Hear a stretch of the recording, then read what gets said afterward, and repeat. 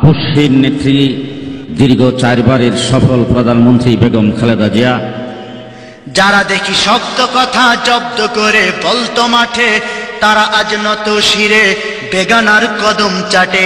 শুধু এতটুকু কথা আমরা বলতে চাই, বাংলাদেশটা ইসলামের বাংলাদেশ, বাংলাদেশ ওলামায়ে কেরামের বাংলাদেশ। এই বাংলাদেশ হিন্দুত্ববাদী শাসনকে তাদের কবর রচিত করে শাহজালাল ইয়ামানি কালেমার পতাকাকে উড্ডীন করার বাংলাদেশ।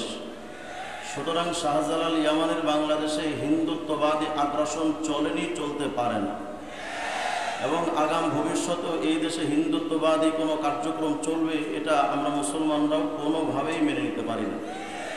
সংক্ষিপ্ত কথা হলো, বাংলাদেশে এই সবুজ রাষ্ট্রের সাথে সবুজ মদিনার গম্বুজে খাদরার এক গভীর নিবিড় সম্পর্ক রয়েছে। হেফাজতে ইসলামের আত্মপ্রকাশ হয়েছিল রাসূল করিম সাল্লাল্লাহু আলাইহি ওয়াসাল্লামের ইজ্জত হেফাজতের দাবিতে। শাহবাগের চত্বরের নাস্তিক্যবাদ যখন রাসূল করিম আলাইহিস সালামের উপরে ইজ্জত হানি যখন করেছিল, তখন শাহ আহমদ শফি রাহিমাহুল্লাহর নেতৃত্বে শাহবাগ চত্বর দখল হয়েছিল। কিন্তু আমরা অত্যন্ত নিষ্ঠুর এবং নিদারুণভাবে দেখতে পেয়েছিলাম 5 মে আমাদের উলামায়ে কেরামকে, শত শত আলেমকে শহীদ করে, লক্ষ হাজার হাজার আলেমদের বুকে গুলি চালিয়ে সেই সময় স্বৈরাচার সরকারের একজন মন্ত্রী দাঁত খিলিয়ে হেসেছিলেন আর বলেছিলেন যে আজকে 10 মিনিটে তো হেফাজত শাপলা চত্বর খালি হয়ে চলে গেল, আজকে হেফাজতরা কোথায়? বিভিন্ন সাংবাদিকদের সামনে তিনি অট্ট হাসি হেসেছিলেন। আমরা আজকে দীর্ঘ 10-11টা বছর অপেক্ষা করেছিলাম ওই প্রশ্নের জবাব দেওয়ার জন্য।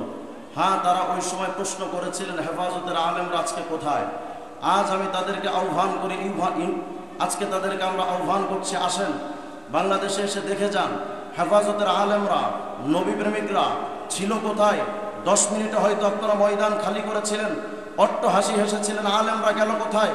আজ আপনারা বাংলাদেশে দেখে যান সেই আহমদ শফির সৈনিকরা, কায়েদে মিল্লাত আল্লামা জুনায়েদ বাবুনগরীর সৈনিকরা আজও বাংলাদেশে আছে, মাহফিলে আছে, ময়দানে আছে, খানকায় আছে, মাদ্রাসায় আছে, মসজিদে আছে। বাংলাদেশের প্রত্যেকটা রন্ধ্রে রন্ধ্রে সেই নবী প্রেমিকরা আজও আছে। আজ আমি তোমাদের কাছে প্রশ্ন করতে চাই, হে স্বৈরাচার, তোমরা কোথায়? আজকে তো তোমাদের বাংলাদেশে খুঁজেও পাওয়া যায় না। এই যশোরে নান্ন মুন্সি শহীদ হয়েছিলেন, তার জানাজা পর্যন্ত সুষ্ঠুভাবে পড়তে দেওয়া হয় নাই।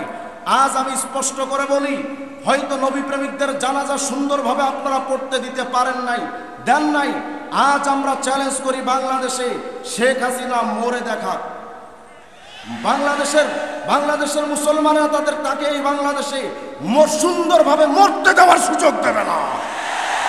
সুতরাং অদূর ভবিষ্যতে এই বাংলাদেশে আবার লম্প ঝম্প করে ঢুকতে চান, আমরা হেফাজত ইসলামের পক্ষ থেকে এটা সুস্পষ্টভাবে বলি, বাংলাদেশ হেফাজত ইসলামের গঠন যে শান রিসালাতের হেফাজতের জন্য কোন সরকারকে উত্থান করা, কোন সরকারকে পতন করা, এটা আমাদের মূল টার্গেট নয়। আমাদের মূল টার্গেট বাংলাদেশের ইসলামকে হেফাজত করা, নবীর ইজ্জতকে হেফাজত করা। সুতরাং সেই নবীর ইজ্জতের উপরে যদি কেউ কালিমা লেপন করতে চায়, যেই হাত রাসূলের ইজ্জতের উপর আঘাত হানার জন্য আঙ্গুল তুলবে, তার হাত গুড়িয়ে দেওয়া হবে। চোখ তুলে তাকালে চোখ উপড়ে ফেলবে।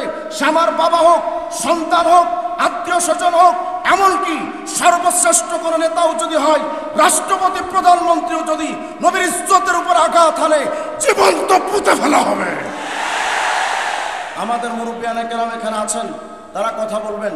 আল্লাহ তাআলা আমাদের হেফাজত ইসলামকে, যেই তাকওয়ার উপরে যেটা উসসিসা আলা তাকওয়া, আল্লাহ তাআলা যেন হেফাজত ইসলামকে, বাংলাদেশের ইসলামের হেফাজত, নবীর ইজ্জতের হেফাজতের জন্য সর্বক্ষণ আমাদের লেগে থাকা তৌফিক দান করেন। আজকে এখানে আমাদের বাংলাদেশের বাবুনগরী হযরত রহিমাহুল্লাহর আদর্শের একজন মহান সৈনিক, যিনি সদা সর্বদা হেফাজত ইসলামের উপরে যত নির্যাতন হয়েছে, সবচেয়ে বেশি নির্যাতন হয়েছে আল্লামা আজিজুল হক ইসলামাবাদী হাফিজাহুল্লাহর উপরে।